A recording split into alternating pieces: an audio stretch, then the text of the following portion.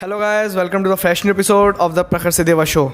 तो गाइस, सबसे पहले मैं आप लोगों को थैंक यू करना चाहता हूं, क्योंकि हम लोग 52 सब्सक्राइबर 50 प्लस सब्सक्राइबर हो चुके हैं एक साल में। कोई बात नहीं यार, धीरे धीरे ग्रोथ होनी चाहिए, कोई दिक्कत नहीं। ज़्यादा होती है तो घमंड आ जाता है।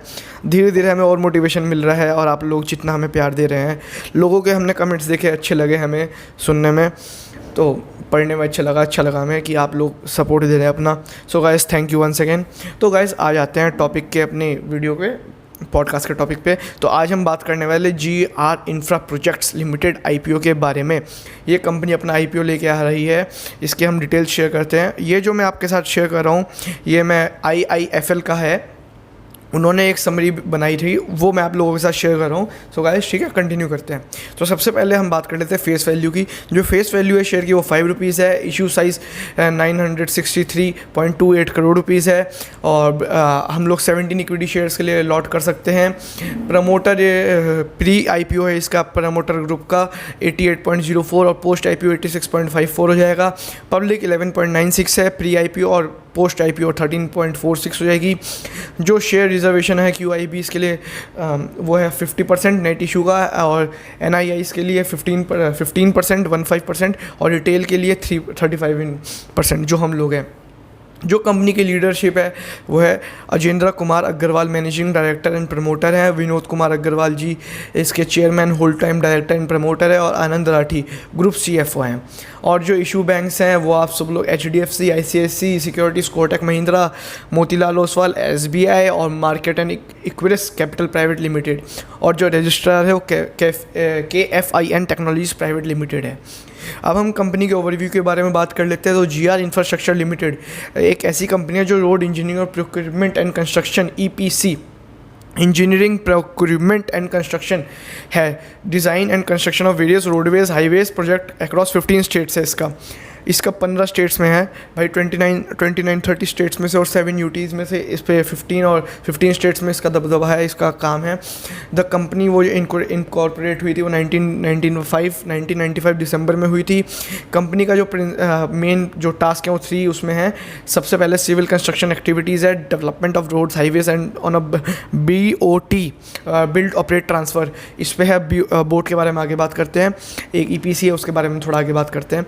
और इंक्लूड अंडर NVT है। और कंपनी का है manufacturing activities under which they process bitumen manufacture, thermoplastic, road making paint, electric poles and road signage and fabricate and galvanise metal crash barriers.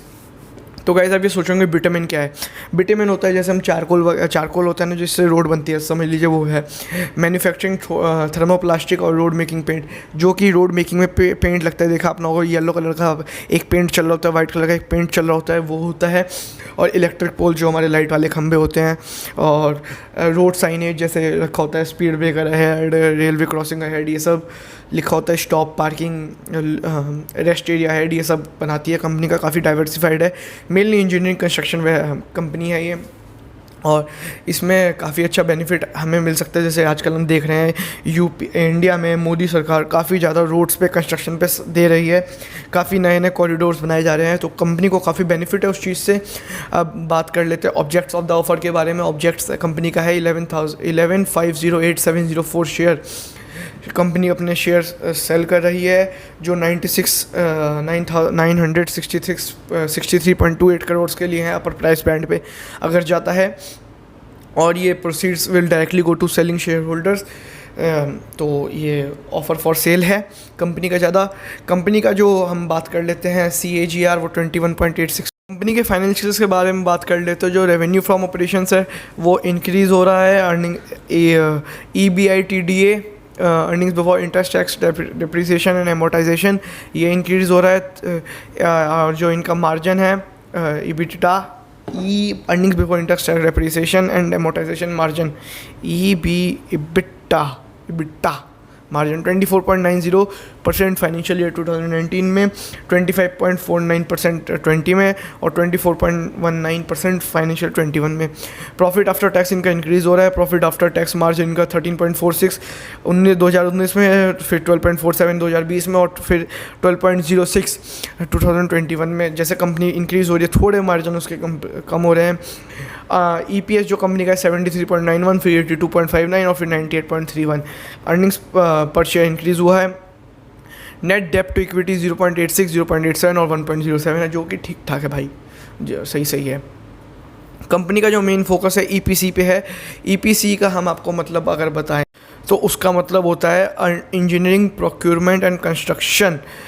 ये मतलब होता है कंपनी के जो प्रोजेक्ट चल रहे हैं उत्तर प्रदेश, मध्य प्रदेश, महाराष्ट्र, गुजरात, मध्य प्रदेश में है, महाराष्ट्र में है, गुजरात में है, छत्तीसगढ़ में है, राजस्थान में है, AP आंध्र प्रदेश में है, बिहार, मणिपुर, उड़ीसा, हिमाचल प्रदेश, काफ़ी जगह डाइवर्सिफाइड बिजनेस है। नॉर्थ साइड तो लगभग इन्हीं का है सारा। इन एडिशन इनके पास रेलवे के कॉन्ट्रैक्ट्स है भाई, जैसे हम रेलवे देख रहे हैं, रेलवे का हो रहा है, रेलवे काफ़ी ज़्यादा बढ़ रहा है, रेलवे पे फोकस है, बुलेट ट्रेन्स पे फोकस है, उन सब में कंपनी का फोकस अच्छा है और गवर्नमेंट से भाई अच्छा इनका तालमेल है। इन एडिशन इनके पास आंध्र प्रदेश में, मध्य प्रदेश में ऑप्टिकल फाइबर का प्रोजेक्ट इन्हें मिला हुआ है, जो कि बिहार, उड़ीसा और West Bengal, Andaman and Nicobar island, Jharkhand, Sikkim में भी जा रहा है। इससे पता चलता है भाई कंपनी की ऑल इंडिया पैन प्रेजेंस है। कंपनी की थर्ड पार्टी पे काफ़ी कम वो है और इनका जो 25 ईयर से काम कर रहे हैं ये, और जो इनका मॉडल है वो काफ़ी टाइमली प्रोजेक्ट कंप्लीट करते हैं, काफ़ी अच्छी कॉस्ट में अपना प्रॉफिट मार्जिन पे काम करते हैं। और इन्होंने जो कंपनी ने टोटल प्रोजेक्ट्स किए थे 50% और 2019 में 50% और फिर 2020 में 50% और 80% 2021 में इन्होंने प्रोजेक्ट अपने टाइमली शेड्यूल में कर लिए थे, उससे पहले बल्कि कर लिए थे, जिसकी वजह से इन्हें बोनस भी मिला था। बोनस ऐसे मिलता है कि भाई जो लेबर कॉस्ट होती है वो आपको कम दिन की देनी पड़ती है, इस चक्कर में आपका प्रॉफिट बढ़ जाता है। ठीक है, कंपनी का भी प्रॉफिट, कंपनी का भी टारगेट है कि वो EPC पे ज़्यादा ध्यान देगी और अपना जियोग्राफिकल डिस्ट्रीब्यूशन पे ध्यान देगी। लेवरेजिंग करेगी कंपनी, अपने आप को लेवरेज करेगी, अपना लोन्स पे काम करेगी और फटाफट काम करके अपना मार्जिन इंक्रीज़ करेगी, अपनी फाइनेंशियल कैपिटल कम लगाएगी और दूसरे के पैसे पे ज़्यादा प्रॉफिट मार्जिन कमाएगी। आगे बात कर लेते हैं हम इनकी मैनेजमेंट की। जो विनोद कुमार अग्रवाल जी हैं, चेयरमैन है, वो ऑल टाइम डायरेक्टर और प्रमोटर हैं। ये 25 ईयर्स से ज़्यादा का इन्हें रोड कंस्ट्रक्शन इंडस्ट्री का एक्सपीरियंस है और ये स्ट्रेटजी और पॉलिसी फॉर्मुलेशन करते हैं कंपनी की, और इनके साथ वेरियस डिपार्टमेंट ऑफ गवर्नमेंट और ओवरलुक जो प्रोसेस होते हैं कंपनी के वो ये देखते हैं, बिडिंग, टेंडरिंग एंड प्लानिंग, क्योंकि मेन काम होता है भाई टेंडर्स निकलते हैं इन सब प्रोजेक्ट्स के, वो सब चीज़ें ये विनोद कुमार जी देखते हैं हमारे। और ये इनकी प्रेसिडेंट है ये नेशनल हाईवे बिल्डर्स फेडरेशन के, जो कि भाई अगर आप किसी चीज़ के अगर आप हेड बन जाते हैं, चेयरमैन, प्रेसिडेंट बन जाते हैं, आपकी और ज़्यादा पकड़ हो जाती है गवर्नमेंट में, और जब गवर्नमेंट में ज़्यादा पकड़ होगी आपको ज़्यादा कॉन्ट्रैक्ट्स मिलेंगे, ज़्यादा आपकी पावर होगी, आपके मसल ज़्यादा स्ट्रॉन्ग्स होंगी आपके बिजनेस को लेके, तो उससे ज़्यादा आपको ज़्यादा फ़ायदा मिलेगा, आपको ज़्यादा कॉन्ट्रैक्ट्स मिलेंगे, ज़्यादा कॉन्ट्रैक्ट्स मिलेंगे तो ज़्यादा प्रॉफिट होगा, उससे आप अल्टीमेटली आप शेयर होल्डर्स को बेनिफिट देंगे। जो अजेंद्र कुमार अग्रवाल है, मुझे लगता है इन्हीं के भाई हैं, हो सकता है नहीं भी हो सकता। मैनेजिंग डायरेक्टर प्रमोटर हैं, इन्हें भी 25 ईयर से ज़्यादा का रोड कंस्ट्रक्शन का एक्सपीरियंस है। सिविल इंजीनियरिंग है, इंजीनियर है जोधपुर यूनिवर्सिटी से। ये देखते हैं कंपनी का ओवरऑल फंक्शन और डिज़ाइन, जो रोड्स बन रही है उनका फोकस, आउटले, वो सब ये ध्यान रखते हैं। लेटेस्ट स्पेसिफिकेशन आई है, मेथोलॉजी जो आई है वो देखते हैं। जो आनंद राठी हैं, CFO हैं, वो चार्टर्ड अकाउंटेंट हैं इंडिया के, और 2009 में ये डायरेक्टर थे कंपनी के, 2011 में जिन्हें CFO बना दिया गया था। और ये इवेल्युएटिंग है इनकी options, building financial models, financial research and analysis, evolving the strategy of company, और मर्जर एक्विजिशंस पे, नेगोशिएशन पे इन सब का ध्यान रहता है, पॉलिसी इंप्लीमेंशन, और बैंकिंग और फाइनेंशियल इंस्टीट्यूशंस के लिए फंड्स जो है वो सभी आनंद राठी जी का है। तो भाई ओवरऑल जो बिग थ्री होते हैं वो बढ़िया स्ट्रॉन्ग है इनके। जो कंपनी का PE है अगर वो देखा जाए फाइनेंशियल ईयर 2001 अर्निंग के हिसाब से, और 837 का वो मानते हैं price band, higher price band जो है उसके अकॉर्डिंग 8.51 का PE आ रहा है कंपनी का, जबकि इंडस्ट्री PE है वो 16.73 है। तो इसके हिसाब से कंपनी का PE जो है बहुत अच्छे रेट पे हमें मिल रहा है, कंपनी वैल्यूशंस काफ़ी अच्छे से दिख रही है। सिर्फ PE की जो कंपनी का ROE है वो स्ट्रॉन्ग रिटर्न्स हमें दिखा रहा है, जो 23.95% है फाइनेंशियल 21 के, जो कि काफ़ी अच्छा लग रहा है। कंपनी की ऑर्डर बुक काफ़ी अच्छी है। जो IIFL है वो सब्सक्राइब रेटिंग बता रहा है। भाई जो मैं दे रहा हूँ ये इन्फॉर्मेशन, ये सिर्फ इन्फॉर्मेशन पर्पस के लिए है, नॉलेज के लिए है, आपके कोई भी रिकमेंडेड एडवाइस नहीं है ये। और नाम हम कोई सर्टिफाइड सेबी रजिस्टर्ड कोई हम ब्रोकर या एडवाइज़र है। जो कंपनी का भी रिस्क है, रिस्क भाई मेन बात होती है रिस्क की, जो कंपनी के पास रिस्क है भाई, कोविड-19 ने बहुत ज़्यादा दंगे मचा रखे हैं, लोगों को काम करने में दिक्कत आ रही है, तो ये चक्कर है जो काफ़ी इफेक्ट कर सकता है, जो हर बिज़नेस को इफेक्ट कर रहा है कोविड-19। उसके बाद कंपनी को नए सेकंड पॉइंट जो आता है, न्यू कॉन्ट्रैक्ट्स मिलने में दिक्कत हो सकती है।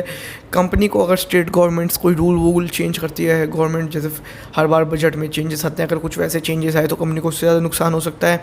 कंपनी का अगर फोकस हट जाता है तो उससे नुकसान हो सकता है। The company is labour intensive है, अगर लेबर इंटेंसिव में लेबर का प्राइस, जैसे इन्फ्लेशन बढ़ रहा है तो लेबर का प्राइस बढ़ेगा, और कंपनी का जैसे टारगेट्स निकलते 2400 करोड़ का कोई टेंडर निकला, उसमें कंपनी को अगर 1000-2000 करोड़ बच रहे हैं, पर अगर वो लेबर उनकी ज़्यादा डिमांड करती है तो वो सारा कॉस्ट चली जाएगी उनकी, और उन्हें अपनी जेब से भी कुछ पैसा हो सकता है देना पड़े।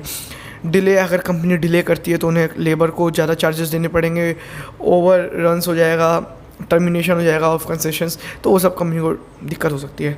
तो गाइज़ ये एक पॉडकास्ट थी हमारी GMR को लेके, IPO। आप बताइए आपको कैसा लगा है GR इंफ्रास्ट्रक्चर प्रोजेक्ट्स को लेके, इंफ्रा प्रोजेक्ट्स को लेके, GR infra projects limited IPO को लेके, सॉरी। तो आप बताइए आपको कैसा लगा है। 7 जुलाई को ये IPO रिलीज़ हुआ है, ओपन हुआ है, और 9 जुलाई को 2021 को ये क्लोज हो जाएगा।